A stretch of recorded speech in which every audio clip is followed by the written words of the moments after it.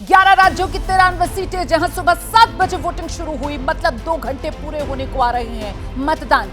देश के प्रधानमंत्री नरेंद्र मोदी ने वोट डाल दिया है। अगर आपके इलाके में भी आज वोटिंग का दिन है तो फिर अपनी जिम्मेदारी जरूर निभाइए। प्रधानमंत्री नरेंद्र मोदी की तरफ से कहा गया है कि लोकतंत्र के इस पर्व को उत्सव की तरह मनाना है, यह आपकी, हमारी, हम सब की जिम्मेदारी है। और फिलहाल आज जो 93 सीटों पर वोटिंग हो रही है उसमें देश के सबसे बड़े सियासी सूबे उत्तर प्रदेश की भी 10 सीटें हैं जिस पर वोट डाले जा रहे हैं। इसमें सबसे महत्वपूर्ण हो जाता है यादव परिवार का वो गढ़, जहां आज अग्नि परीक्षा है। लेकिन इस बीच दिग्गजों की वोटिंग की ये तस्वीरें आपके सामने हैं, जिसमें देश के प्रधानमंत्री नरेंद्र मोदी की तस्वीर आप देख रहे हैं वोट डालने जब वो पहुंचे। उत्तर प्रदेश की राज्यपाल आनंदीबेन पटेल को आप देख सकते हैं, अजीत पवार वोट डालने के लिए पहुंचे परिवार के साथ।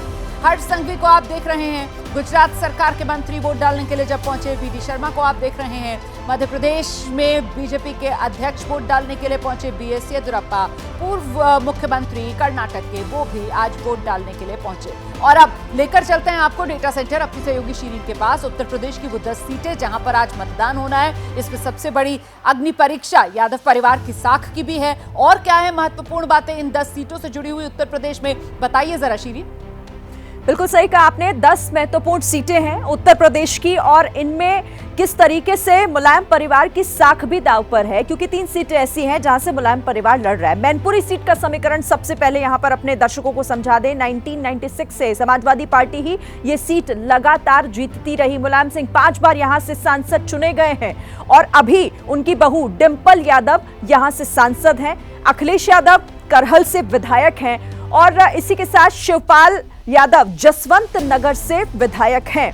5 में से 3 विधानसभा सीट यहां पर समाजवादी पार्टी के पास है। मैनपुरी सीट का ये पूरा सियासी समीकरण, और यहीं से जिस तरीके से आप इस बार जो मुकाबला है वो दिलचस्प होता हुआ दिख रहा है। अब जरा आगे बढ़ते हुए आगरा, एक और महत्वपूर्ण सीट जहां पर टक्कर बीजेपी और समाजवादी पार्टी। यहां पर देखिए किस तरीके से सत्यपाल सिंह बघेल और सुरेश चंद्र कर्दम के बीच मुकाबला है। नतीजे 1999 में समाजवादी पार्टी राज बब्बर यहां से जीते थे। 2004 में भी समाजवादी पार्टी ने यहां से जीत हासिल की थी। अब तक का नतीजा क्या रहा है आगरा सीट का, ये इस वक्त आपको हम बता रहे हैं। पहले केंद्रीय गृह मंत्री मतदान करने के लिए गए अपने पूरे परिवार के साथ में। हम कोशिश करेंगे कि जितनी तस्वीरें आपको दिखा सकते हो। देखिए अमित शाह यहाँ पर पहुंचे हैं, उनकी पत्नी उनके साथ में थी और वो अपने परिवार के साथ में यहाँ पर पहुंचे हैं और सीधे मतदान स्थल में अंदर गए हैं। हालांकि जो कामेश्वर महादेव मंदिर है वो यहाँ से सटा हुआ है, लेकिन सीधे पहले अमित शाह जो यहाँ पर गाड़ी से उतरे हैं अपने परिवार के साथ में और मतदान करने के लिए मतदान स्थल के अंदर गए हैं। तो अमित शाह के साथ में उनका परिवार था। कुछ देर पहले हमने देखा है कि अमित शाह जो प्रधानमंत्री नरेंद्र मोदी के साथ में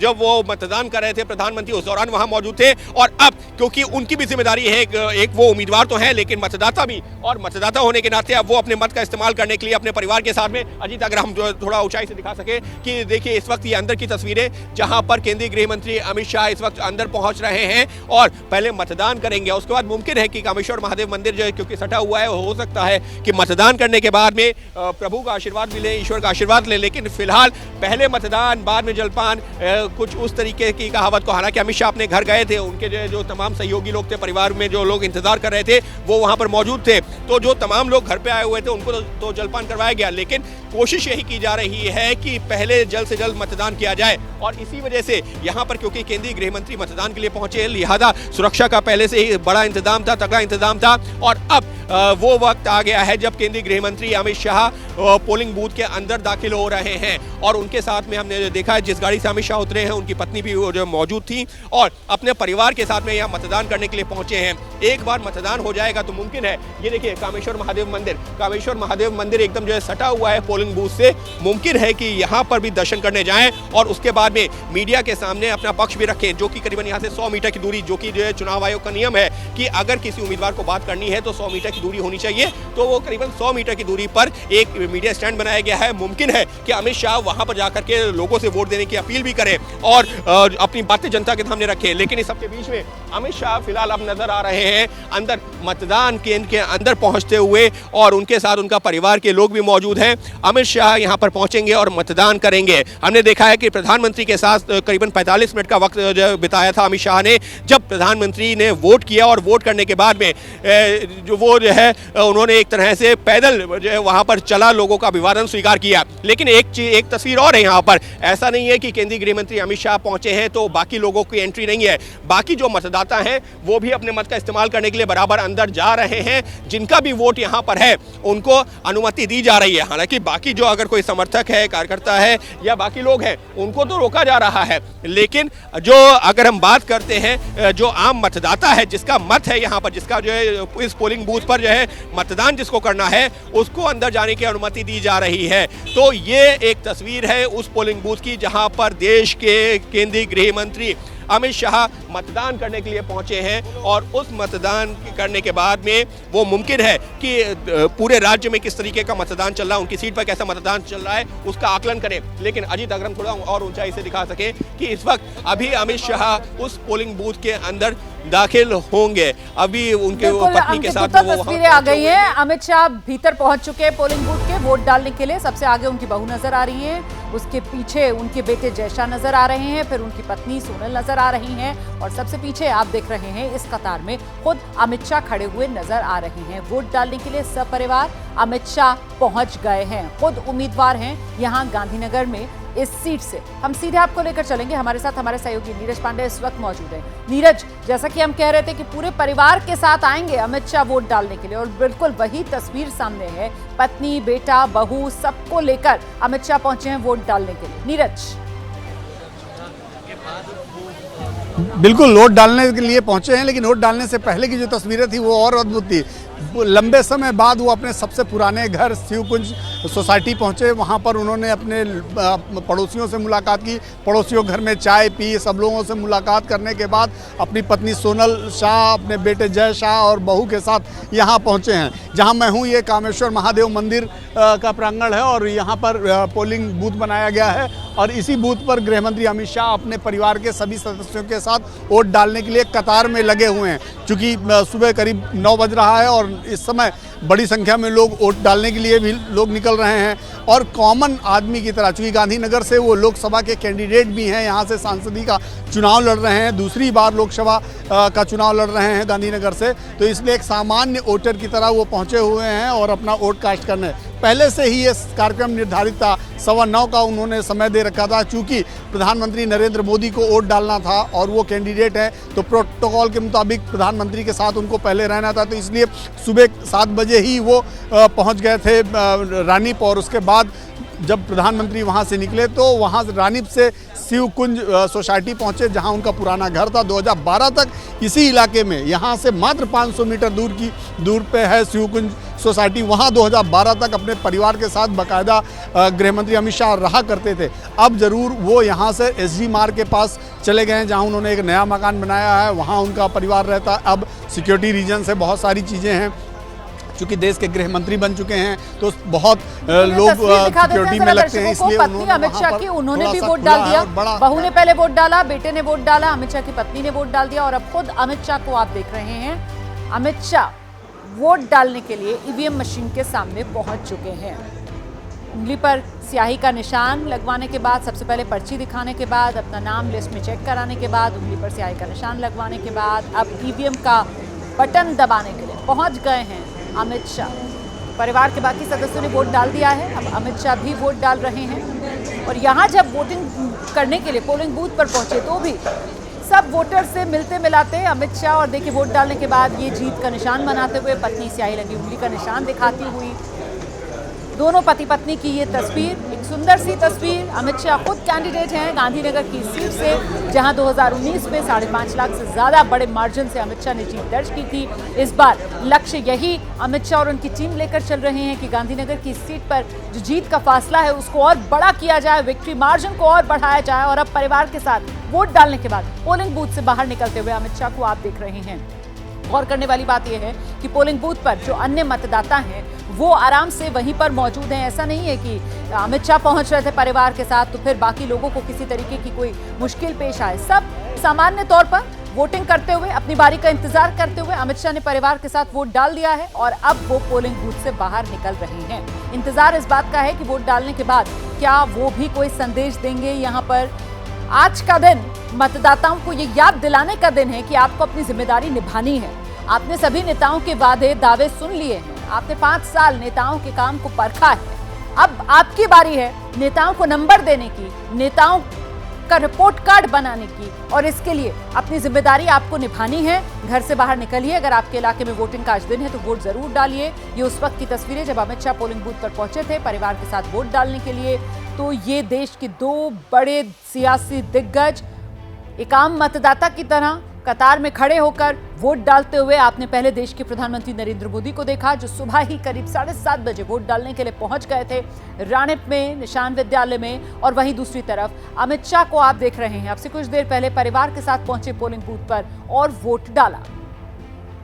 तो आपके इलाके में भी अगर आज वोटिंग का दिन है तो वोट जरूर डालिए। और वोट डालने के बाद देखिए, जिस तरीके की वो एक परंपरा रही है ना कि स्याही लगी उंगली का निशान दिखाया जाता, तो पूरे परिवार के साथ आकर कैमरे के सामने वो स्याही लगी उंगली का निशान दिखाते हुए, और अमित शाह ने तो बाकायदा विक्ट्री, जीत का निशान ही बना रखा है। खुद उम्मीदवार है गांधीनगर की इस सीट से, और जीत तो जानकार जो है वो बता रहे हैं, क्योंकि ये पूरा का पूरा गुजरात ही बीजेपी का घर और गढ़ है, वो कोई मसला नहीं है। इस बार टारगेट जो है वो यही गांधीनगर की इस सीट से सबसे बड़ी जीत दर्ज करें।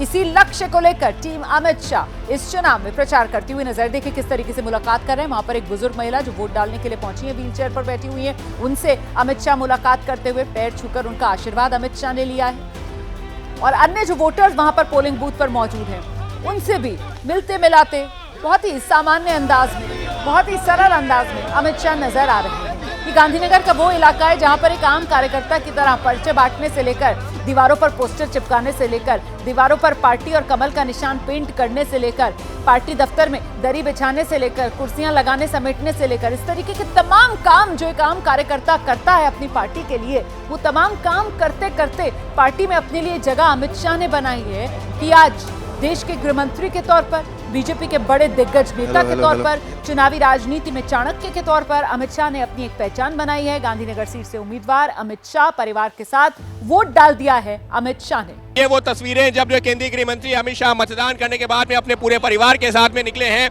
और मुमकिन है कि ये जो कामेश्वर महादेव मंदिर है यहाँ पर दर्शन भी करें, तो अमित शाह के साथ में उनका पूरा परिवार इस वक्त नजर आ रहा है।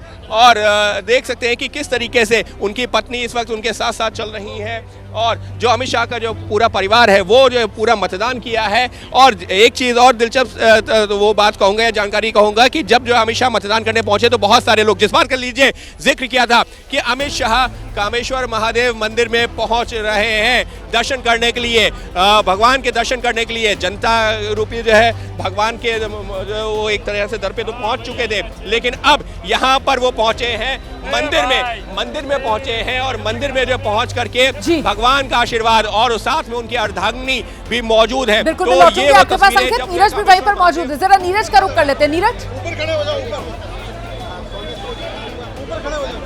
बिल्कुल मैं आपको बता दूं रोमाना कि इस समय मैं कामेश्वर महादेव मंदिर में ही हूं, जहां पर वो दर्शन करने के लिए पहुंचे, और इसके बाद वो मीडिया से बात करेंगे, बाइट देंगे, लोगों से अपील करेंगे। लेकिन फिलहाल गृह मंत्री अमित शाह को सीधी तस्वीरें आप देखिए महादेव कामेश्वर महादेव मंदिर में अपने परिवार के साथ, उनकी पत्नी और उनके बेटे बहू सब लोग इस समय हैं। और उन्होंने अभी इससे पहले यानी कि महज 2 मिनट पहले उन्होंने अपना वोट कास्ट किया। वोट डालने के बाद परिवार के साथ, चूंकि बिल्कुल महादेव मंदिर जहां पर पोलिंग बूथ था उसके जस्ट बिल्कुल बगल में है, तो महादेव मंदिर में दर्शन करने पहुंचे हैं परिवार के साथ। और महादेव मंदिर में दर्शन पूजन के बाद बगल में ही यहीं पे नीचे उतरेंगे बाहर, और एक बूथ बनाया गया, वहां पर वो मीडिया से बात करेंगे, अपनी बाइट देंगे और लोगों से अपील करेंगे। लेकिन फिलहाल अब की जो सबसे बड़ी खबर यही है, तस्वीर यही है, देश के गृह मंत्री, गांधीनगर से लोकसभा के उम्मीदवार गृह मंत्री अमित शाह उन्होंने वोट डाल दिया है। उनके परिवार के सारे सदस्यों ने भी वोट डाल दिया है, और वोट डालने के बाद अब वो भगवान के दरबार में पहुंचे हैं, महादेव के दरबार में पहुंचे हैं,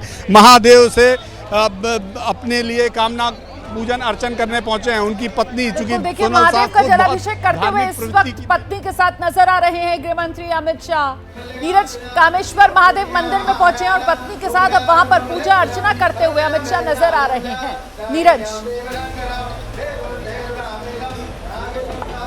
जी बिल्कुल रोमाना, बिल्कुल पूजन अर्चन कर रहे हैं। और चूंकि मैंने पहले ही कहा कि उनकी पत्नी और उनका पूरा परिवार बड़ा ही धार्मिक प्रवृत्ति का, उनकी पत्नी पूजा पाठ में बहुत विश्वास रखती हैं, और यही, और गृह मंत्री अमित शाह भी जहां भी जाते हैं, जिस शहर में जाते हैं, हमने बहुत सारे जगहों पे कवर किया, जहां जाते हैं किसी भी पॉलिटिकल इवेंट में, तो आसपास किसी धार्मिक स्थल में या मंदिर में दर्शन करने ज़रूर जाते हैं। तो आज जब वो अपना खुद वोट डालने पहुंचे हैं और इसी इलाके में रहते थे, इसी जहां पर मंदिर है, मंदिर के ठीक बगल में शिवकुंज सोसाइटी है जहां वो उन्होंने 2012 तक समय व्यतीत किया है और वोट भी आज वहां डालने, आज भी वो वोटर इसी इलाके के हैं। उन्होंने अपना वोट चेंज नहीं कराया, जिस पोलिंग बूथ पे वो पहले वोट करते थे आज भी उसी पोलिंग बूथ पर वोट कर रहे हैं। जब तो उस समय ये और अति आवश्यक हो जाता है कि वोट करने के बाद वो भगवान का दर्शन करें और उन्होंने भगवान का दर्शन करने के लिए ही पहुंचे। अभी फिलहाल उनकी पूजा चल रही है।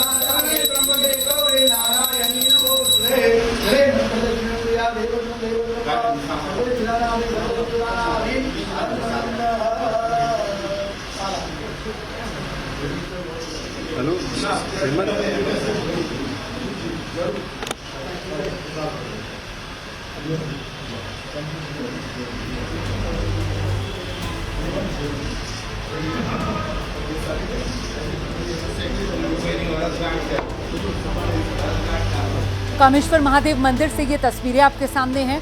वोट डालने के बाद अमित शाह परिवार के साथ कामेश्वर महादेव मंदिर पहुंचे, वहां पर बाबा का जलाभिषेक किया, पूजा अर्चना की और अब मंदिर से बाहर निकलते हुए ये तस्वीरें उस समय की जब पत्नी के साथ अमित शाह ने कामेश्वर महादेव मंदिर में पूजा की। उस समय की तस्वीरें आपके सामने। मतदान कर दिया है, वोट डाल दिया है। जनता की अदालत में आज बतौर उम्मीदवार अमित शाह को लेकर गांधीनगर के लोग वोट डाल रहे हैं, जनादेश अपना ईवीएम में कैद कर रहे हैं और दूसरी तरफ पूरी तरीके से आश्वस्त अपने इस चुनाव को लेकर अमित शाह वोट डालने के बाद परिवार के साथ कामेश्वर मंदिर में पूजा अर्चना करते हुए। तस्वीरें आपके सामने हैं और यहीं पर कामेश्वर मंदिर से ही हमारे सहयोगी अंकित गुप्ता भी, नीरज पांडे भी लगातार हमारे साथ बने हुए हैं। नीरज, अब बाहर की ओर निकल रहे हैं अमित शाह परिवार के साथ और अब यहां से सीधे अपने घर की ओर रवाना हो जाएंगे या अभी और भी कोई कार्यक्रम है इस इलाके में अमित शाह का? नीरज, देखिए रोमाना, अभी फिलहाल ये पूजा पाठ करने के बाद देखिए आप तस्वीरें आप देखिए, सीधी वो बाहर निकल रहे हैं। अभी बाहर निकल के वो मीडिया बाइट देंगे और फिर एक बार अपने घर जाएंगे। घर जाने के बाद थोड़ी देर वहाँ कुछ पदाधिकारियों के साथ मीटिंग करेंगे, बातचीत करेंगे, चूंकि आज उनका चुनाव है, लोगों को ज़्यादा से ज़्यादा घर से निकालने की अपील भी करेंगे। और इसके बाद आज इनके खुद के 3 ऑफिशियल कार्यक्रम लगे हुए हैं देश के अलग अलग हिस्सों में, जहाँ पर वो जाएंगे और जाकर चुनावी सभाओं को संबोधित करेंगे। लेकिन फिलहाल आप देखिए गृह मंत्री अमित शाह को, जो इस समय मंदिर से निकल आए हैं, मंदिर के बाहर निकल आए हैं और अब वो मीडिया को बाइट भी देंगे। मीडिया बाइट के बाद ही वो यहाँ से निकलेंगे, लेकिन फिलहाल वो मंदिर के बाहर आ चुके हैं और यहाँ से मीडिया बाइट देने के बाद सीधे अपने आवास पर जाएंगे।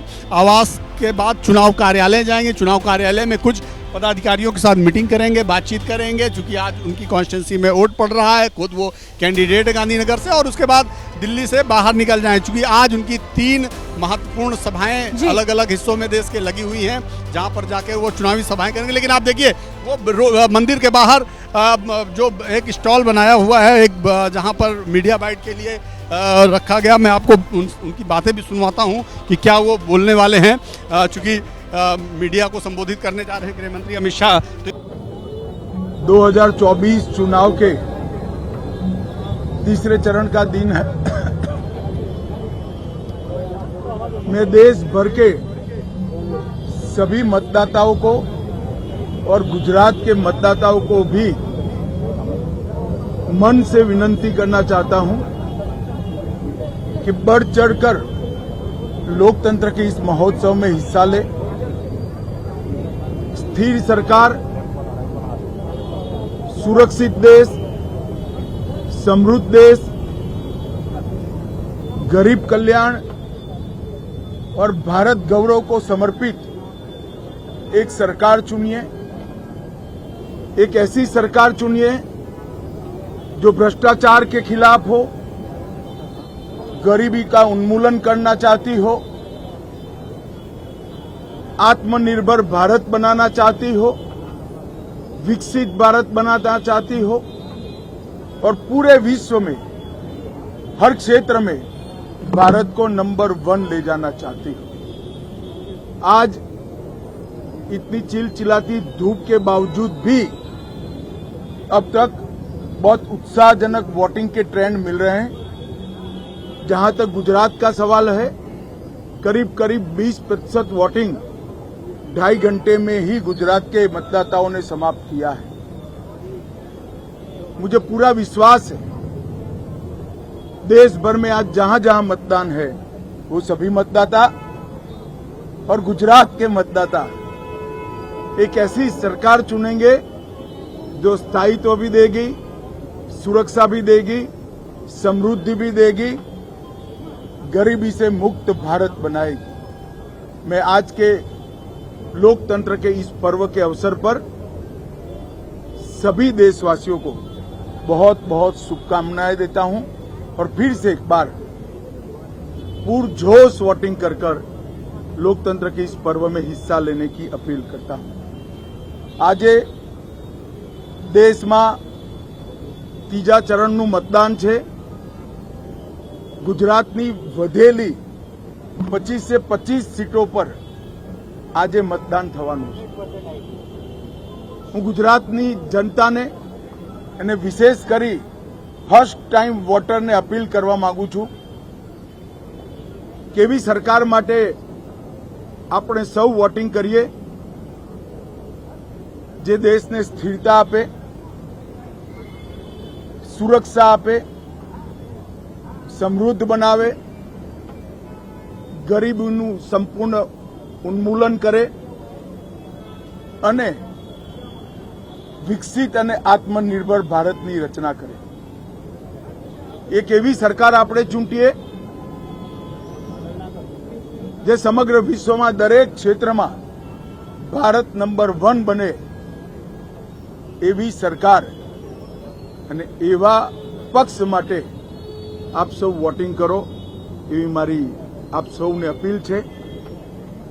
લોકશાહીના આ મહોત્સવમાં સૌ ગુજરાતીઓ દર વખતની જેમ રંગે ચંગે ઉત્સાહથી ઉમંગથી ભારી સંખ્યામાં વોટિંગ કરે અને અંતે આપનું વોટિંગ જ ભારતના વિજયનું કારણ બનશે એનો મને વિશ્વાસ છે। વંદે માતરમ। खूब खूब शुभेच्छाओं।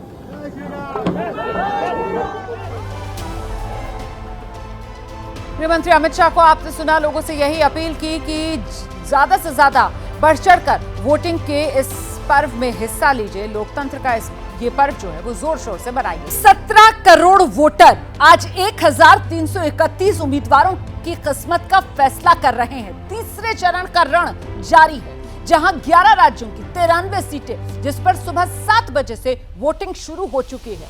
और इस तीसरे चरण के रण की खास बात यह कि उम्मीदवार तो वीवीआईपी हैं ही, साथ ही साथ इस बार जो मतदाता हैं वो भी बेहद खास, बेहद वीवीआईपी, क्योंकि आज इस थर्ड फेज की वोटिंग के दौरान देश के प्रधानमंत्री नरेंद्र मोदी ने वोट डाला है। नरेंद्र मोदी ने गांधीनगर कॉन्स्टिट्यूएंसी में राणेप इलाके में पहुंचकर अपना वोट डाला। और इस बीच अलग अलग राज्यों में आज वोटिंग हो रही है। थर्ड फेज में 11 कुल राज्य हैं जिनकी 93 सीटों पर वोट डाले जा रहे हैं। इन्हीं में से एक उत्तर प्रदेश, जहां 10 सीटों पर वोट डाले जा रहे हैं। उत्तर प्रदेश की 10 सीटों में एक आगरा की सीट भी है। आगरा से बीजेपी ने एक बार फिर से अपना उम्मीदवार बनाया है sitting MP SP Singh Baghel को, जो दावा कर रहे हैं कि इस बार आजादी के बाद जीत का अंतर सबसे बड़ा रहने वाला है। बीजेपी के सामने कोई चुनौती है ही नहीं। सुनाते हैं आप उन्हीं के साथ ये खास बातचीत। एसपी सिंह बघेल हमारे साथ हैं। बघेल साहब, आज मतदान का दिन है, कैसा महसूस हो रहा है? डर लग रहा है? कोई झिझक, कोई चुनौती? जब जनता साथ में हो, प्रधानमंत्री जी का, मुख्यमंत्री जी का शीर्ष नेतृत्व का जब आशीर्वाद होता है तो जनता एक सुरक्षा कवच होती है, इसलिए कोई डर नहीं लग रहा। और पहला चुनाव नहीं है, 11वां चुनाव लड़ रहे हैं, तो धीरे धीरे आदत भी पड़ गई और जनता मनोबल बढ़ाती है, उत्साह बढ़ाती है। तो जो आप वोट मांग रहे हैं, अपने काम पे मांग रहे हैं कि मोदी जी के नाम पे मांग रहे हैं? जी, निश्चित तौर से केंद्र सरकार की लोक कल्याणकारी योजनाएं, राज्य की योजनाएं, राज्य का लॉ एंड ऑर्डर और खासतौर से बूथ अध्यक्ष से लेकर राष्ट्रीय अध्यक्ष की परिश्रम की पराकाष्ठा से निकले हुए पसीने से कमल खिल रहा है और निरंतर सतत लगभग प्रतिदिन मैं अपनी लोकसभा में 365 दिन रहता हूं, तो man to man and people to people contact सबसे अच्छा राजनीति में होता है। आप चुनौती मानते हैं बसपा को कि सपा को, इंडिया गठबंधन को? कुछ है ही नहीं है, वो समझ में नहीं आ रहा है। मैं आज एक बात कहूं और मैं सुपरलेटिव डिग्री में बात करने के लिए नहीं जाना जाता हूं देश में, बिल्कुल फैक्ट एंड फिगर के साथ बात कर सकता हूं।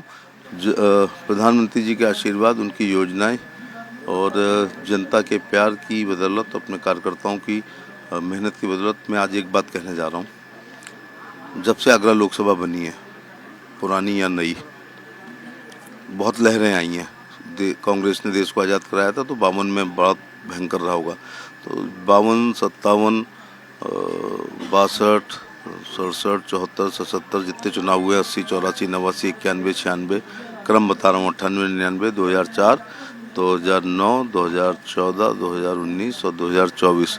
आगरा लोकसभा में इस बार जीत का अंतर सर्वाधिक होगा। इस दौरान राम लहर भी आई रही होगी, इंदिरा गांधी की मौत की सहानुभूति रही होगी, जनता दल गोफोर्स की लहर रही होगी, जनता पार्टी रही होगी, लेकिन लीड इस बार सर्वाधिक आगरा लोकसभा की होगी और महान नेता लोग भी इस लोकसभा से लड़े। तो ऐसी रिजर्व सीट है आगरा और वहीं से एसपी सिंह बघेल एक बार फिर से बीजेपी के उम्मीदवार के तौर पर सबसे बड़ी जीत का दावा कर रहे हैं। सुना आपने। समाजवादी पार्टी के अध्यक्ष अखिलेश यादव और उनके भाई खुद आजमगढ़ से प्रत्याशी धर्मेंद्र यादव वो दावा ये कर रहे हैं कि 3 फेज के चुनाव में बीजेपी पीछे हो गई है। बड़ा बयान देते हुए उन्होंने कहा कि केंद्र में सरकार बनेगी तो अखिलेश यादव का उस सरकार में अहम रोल रहने वाला है। हमारे साथ में समाजवादी पार्टी के नेता धर्मेंद्र यादव मौजूद हैं। वोटिंग का दिन है आज और बात करते हैं कि क्या स्थिति दिखाई पड़ रही है। धर्मेंद्र, पहला सवाल ये है कि वोटिंग का दिन है, हम इस समय सैफई में हैं, आप लोगों का गढ़ कहा जाता है ये सैफई, क्या सिचुएशन देख रहे हैं अभी आप? ये गढ़ था और गढ़ ही रहेगा और गढ़ कोई इस तरह से नहीं कि कोई घमंड की तुलना में। गढ़ का मतलब ये कि लोगों के साथ इमोशनल कनेक्ट है पीढ़ियों से और लोगों की सेवा करने का मौका मिला। लोगों ने सदैव नेता से लेके हम लोगों में जब कभी भी जो भी यहाँ चुनाव आया सबको अपना सहयोग मिला है, सबको आशीर्वाद दिया है। लड़ाई इस बार धर्मेंद्र थोड़ी मुश्किल दिख रही है क्या? इस बार बसपा भी साथ नहीं है, पिछली बार दोनों साथ में लड़े थे, थोड़ा सा आपको लग रहा है चुनौती बड़ी है इस बार? इस बार चुनौती है ही नहीं, चुनौती है ही नहीं, है ही नहीं। इस बार जनता एक तरफा इंडिया गठबंधन के पक्ष में और भारतीय जनता पार्टी के विरोध में। और अभिषेक, आप बहुत सीनियर जर्नलिस्ट हैं, आप सोचिए कि चुनाव शुरू हो रहा था तो बीजेपी के लोग लगातार 400 पार का नारा दे रहे थे, यही स्पीचेस हो रही थी उनकी, और आज भाषण में वो कहते हैं अगर इंडिया गठबंधन की सरकार बन गई तो ऐसा होगा वैसा होगा। इंडिया गठबंधन की सरकार से डरा रहे हैं। आप समझ सकते हो साइकोलॉजी को कि बीजेपी की नेताओं की साइकोलॉजी आज कहाँ खड़ी है। और आज का ये फेस जब शाम तक चुनाव का खत्म होगा और लोगों के दिमाग में रुझान पहुंचेंगे, तब तक मैं समझता हूँ इंडिया गठबंधन इतनी बढ़त ले चुका होगा कि बीजेपी के लोगों का अब विश्वास और भरोसा भी चुनाव जीतने का टूट चुका होगा। एक बात और बताइए धर्मेंद्र की अखिलेश जी खुद लड़ रहे हैं कन्नौज से चुनाव। एक जमाना ऐसा था, नेताजी रक्षा मंत्री हुआ करते थे, समाजवादी पार्टी की केंद्र में हिस्सेदारी हुआ करती थी। क्या आपको लगता है कि अखिलेश जी के लड़ने के मायने ये भी है कि केंद्र में भी अखिलेश जी की भूमिका होने जा रही है अगर सरकार आती है तो? नहीं, 100% होगी। देश में सबसे बड़ा प्रदेश उत्तर प्रदेश है। उत्तर प्रदेश में बीजेपी के खिलाफ कोई मजबूती से लड़ रहा है तो आदरणीय अखिलेश जी लड़ रहे हैं, समाजवादी पार्टी लड़ रही है। तो स्वाभाविक है जब दिल्ली में परिवर्तन होगा तो आदरणीय अखिलेश जी का बहुत महत्वपूर्ण रोल होगा। और बिना उत्तर प्रदेश के तो कभी किसी की सरकार बनी नहीं, बीजेपी की भी नहीं बनी। कह रहे हैं कि अखिलेश यादव का महत्वपूर्ण रोल होगा।